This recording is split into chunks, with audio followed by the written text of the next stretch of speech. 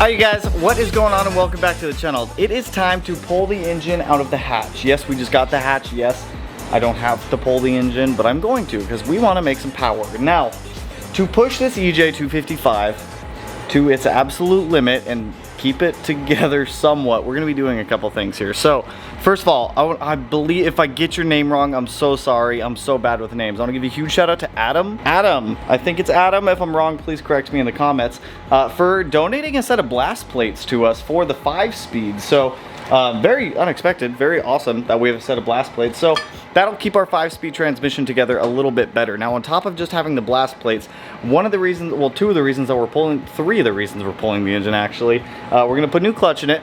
We are going to swap the head bolts to head studs, and we are also going to reseal the engine just to ensure that everything goes smoothly, everything is nice and orderly. We're going to be putting a new timing belt kit on here, whole bunch of stuff to ensure that this EJ 255 kind of lasts. Kind of. If you caught it in the last video, I sent an engine out to Outfront the other day to be closed decked for this car, so we're going to be running an Outfront V3 closed deck. I will build the engine for it. It'll be an OEM crank, CP pistons, manly rods. I'll probably use the H-Tough Plus, and then 1/2-inch head studs. So let me give you a quick rundown of what we got on the back rack. So like I said, we're going to be swapping this engine over to head studs. We have a new clutch that's going to be going in, blast plates, oil pan, Grimspeed front mount, Grimspeed header, Grimspeed JB400 chase, Grimspeed up pipe, some dress up stuff. We got a gasket and seal kit back here. We've got injectors. We have an RCM cooling mod. We got a whole bunch of stuff back here on the rack. So the main focus for today is just to be getting this engine out of this car. It shouldn't take me too long. I'm guessing maybe 2.5, 3 hours or so. So the way I'm gonna do this is the way I do most of them. I'm gonna start off by removing the intake, then the intercooler, then I'll probably, as I let things cool down a little bit more, we'll drain the fluid out of the radiator, get the fluid out of that, we'll get the oil out of the car. We'll start knocking out all the stuff that's in the way to be able to eat this thing out. Like I said, I'm stripping this thing completely down to the short block. We'll take a peek at the short block, we'll clean it up a little bit, we'll get it back in, and we will start making some power on a stock block, stock trans car to see how far we can push it, because all of you guys over the years have always asked me, how far can I push my WRX before it blows up? So let's do some science. I'm gonna start pulling this thing out. Well, I'm gonna start disassembling it, then we'll pull it out.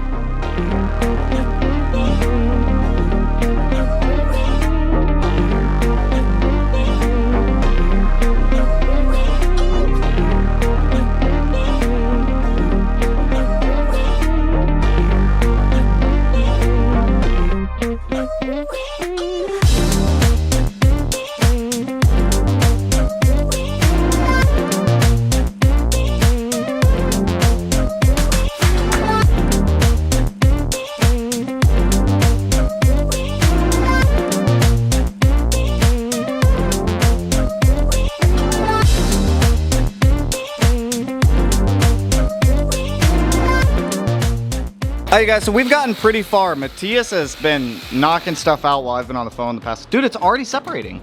Yeah.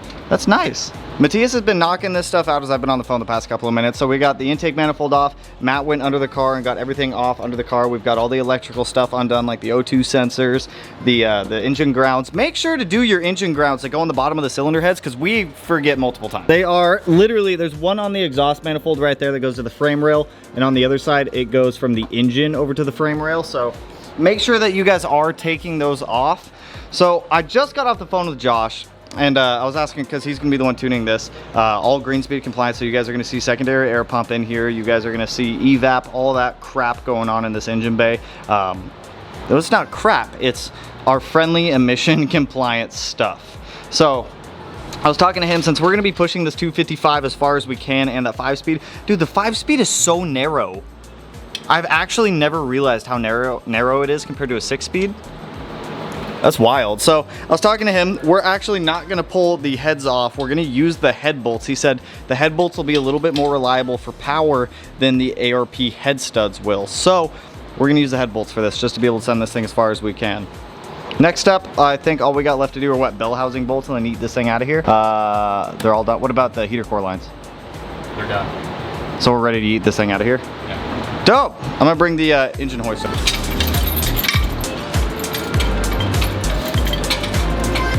Last time I just pulled hard as shit.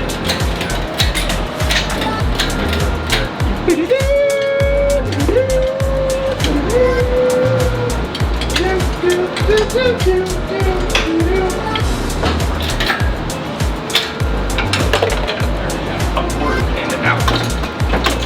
grab it and shake it. Okay, there you go. Like that? Get the fuck out of there. Like that? Yeah. Don't be afraid to rip on the balls. I refuse to give you a 10. We don't need it. God. We're better than that. This is that part where it's like, it'll save me 5 minutes of time. When in reality, it takes like way longer. What the fuck are we doing? We're doing something. Oh. There's a hood! Stop! Yeah! Stop! No!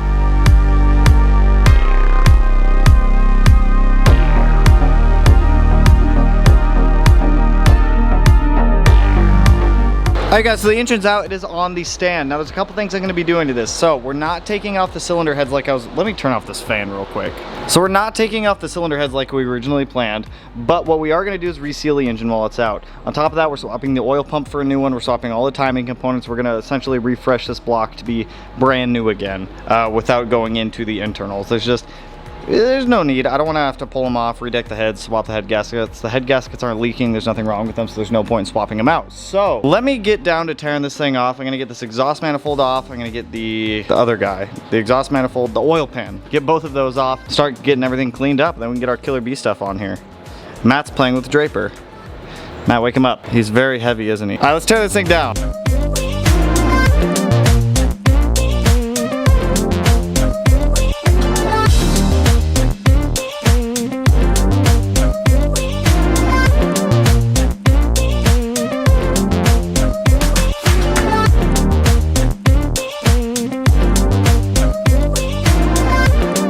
Alright guys, so I got the new windage tray and new pickup in. Both of them are Killer Bee. They're Killer Bee, it's just my go-to all the time for these cars. So we've got something a little bit different for this engine that I haven't used before. So huge shout out to Killer Bee for sending this over. This is their new Super, well it's not really new, it's been out for a little while. This is their Super G oil pan. Matt actually uses the same pan on Chewy. You got all the trap doors in here and whatnot that keep the oil where it needs to be. So that way if you're doing hard turns or anything, the oil's not going to leave the spot that it needs to be. So that way your bearings don't starve of oil. So huge shout out to Killer Bee on this. Really cool pan. It looks like it is cast. It's not a welded pan. Obviously the baffles on the inside are welded. You've got this other return tube for the oil to go back down. So this is an awesome pan for those of you guys that are looking. Like honestly, Killer Bee has been doing oil pans for so long. They're really all I use at this point. I tried some other pans in the past and honestly, Killer Bee is the one I'm going to keep using. So I'm going to get some RTV gray put on here, get this guy put up on the block, and then we'll have our new oil pan on. Also, side note, shout out to Company 23 as well for these really cool exhaust manifold covers. They sent us intake manifold covers also, but awesome stuff.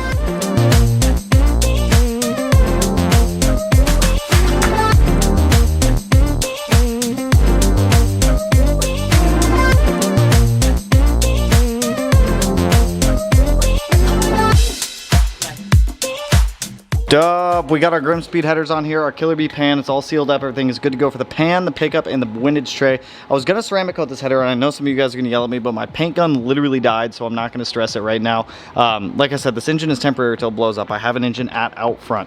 I'm very curious to see how this exhaust manifold sounds. It's kind of equal length, kind of unequal length and whatnot, so very curious on this one. Next up, now that we've got our Grim Speed header on, Killer Bee pan, pickup, and whatnot. And if you guys saw, I had the cool Company 23 things to kind of block off the exhaust ports. I need to put the ones on the intake ports also. I need to reseal these valve covers because as you can see, it's a little gross and a little greasy. So let me pop these valve covers off. Let me get them cleaned up. Let's get a new gasket and a new seal in there.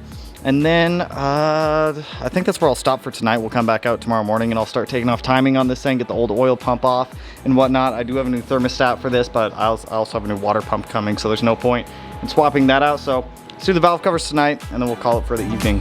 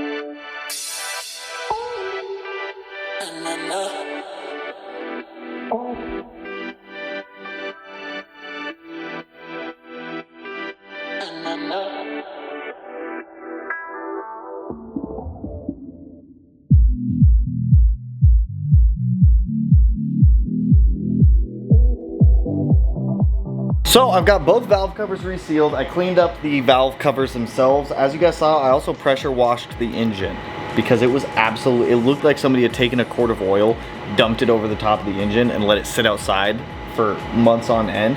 It's weird though, when I was in the engine, it looks like a newer engine. So I'm guessing this is not the stock engine. The case number is 704. So it's a 704 casting. So it's not an RA block or anything like that, but it looks newer.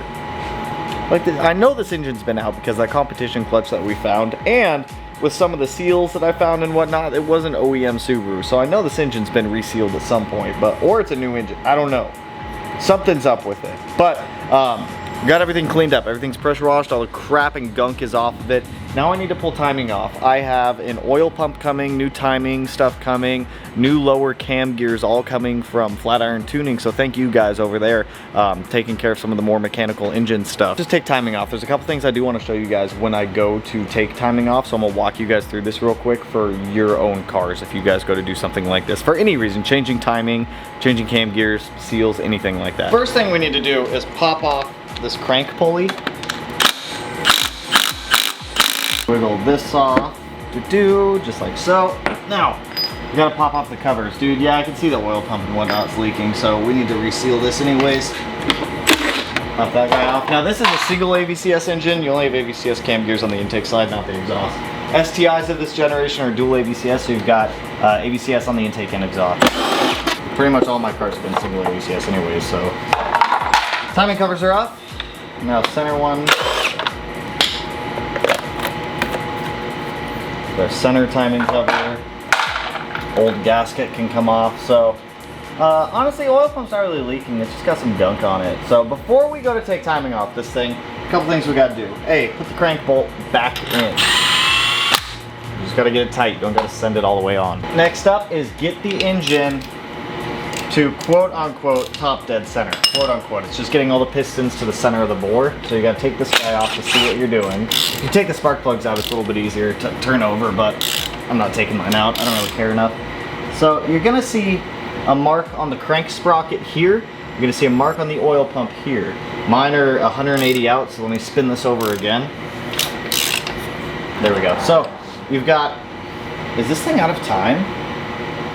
Those are off by a tooth. We're lined up there. Dude, we're out of time by a tooth anyways. Wow. No freaking way. This engine's not even in time properly. Huh. Like normally these are off by like half a tooth, but this is off by a full tooth. I'm glad I have another engine at Outfront being built, or being machined and everything, so make sure you get your engine somewhat in time. These two cam gears will always be sprung, so keep that in mind.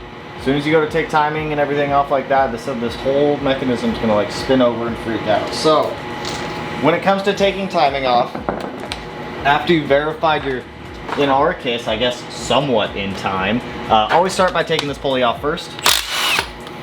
I have new timing components, so I'm throwing all these pulleys away. When you're doing this, God, dude, everything's just so crusty on this engine. Watch, as I go to take this belt off, you're probably gonna see these cam gears over here flip out a little bit. Yep, there's one. It makes it easier to loosen the guides for the belt. You don't have to, but it definitely makes life easier. Over here, this gear is still sprung right now, so that's probably gonna, that's how you wanna take off your timing. You don't wanna just start yeeting off everything without making sure it's not in time. Somebody did bring that up in an older video.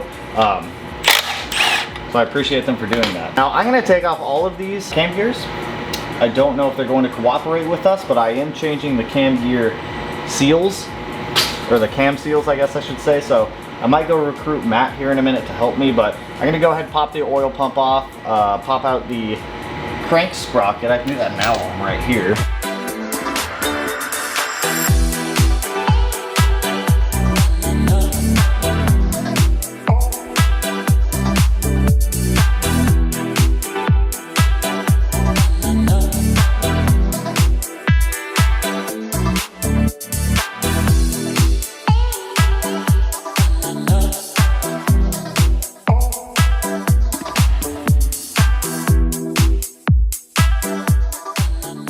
Dear Lord, drilling out cam bolts sucks, but they're all out. 3 out of 4 came off. I can't say I've ever had an engine that all 4 have come off willingly, so normally I resort to drilling them out, and it's always like that one that needs to be drilled out. Maybe it's just from all the heat from the exhaust, but cam gears are off. This is ready to be resealed and everything good once our stuff comes in tomorrow. Now I do want to show you guys something, because this is a pretty common failure that I see on a lot of these cars, is these factory oil pumps.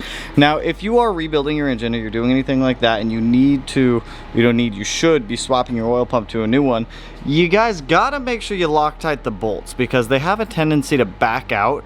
And if these bolts back out, you're gonna lose oil pressure and you're gonna lose your engine. Honestly, just put like a little bit of blue or red Loctite on here. Honestly, just use red. You don't want these things ever coming out.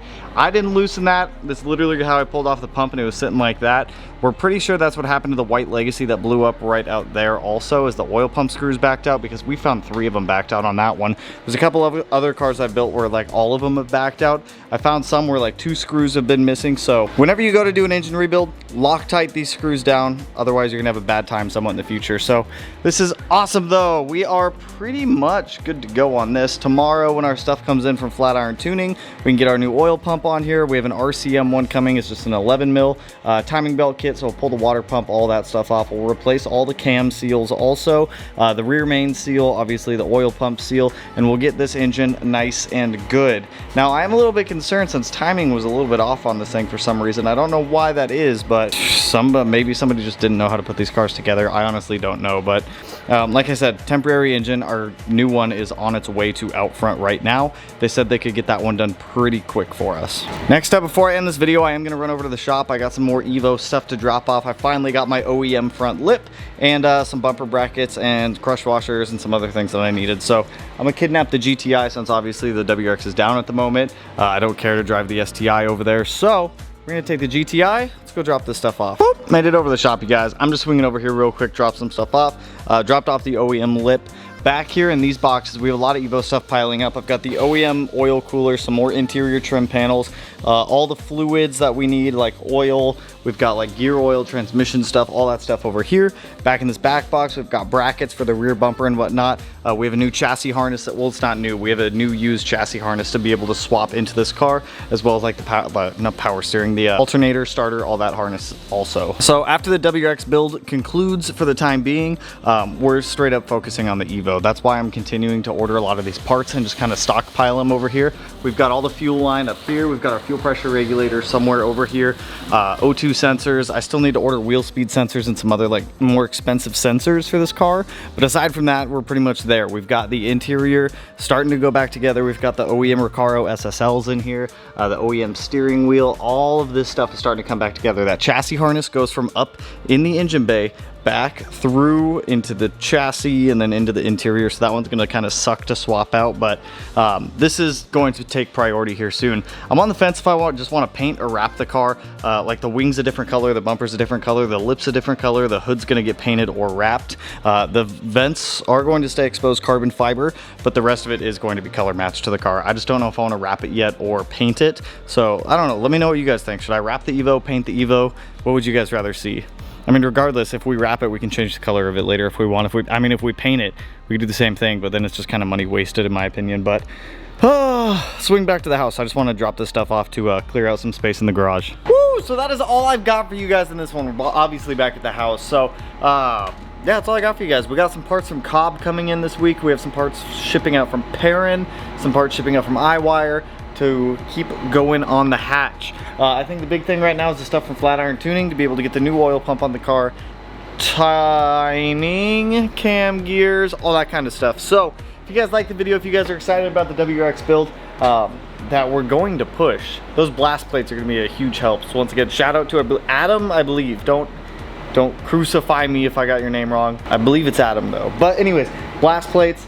That engine, something's going to explode. I think it's going to be the engine. I hope it's the engine before the transmission, because I am picking up another car here potentially in the next couple of weeks, and I can use the 5-speed out of the WRX put in this new car. So we'll see what happens. But anyways, if you guys like the video, you know, do go ahead and hit that like button, turn it black, blue, green, yellow, purple, silver, cyan, whatever color it turns for you. And it has been a while since I've given you guys a color of the day.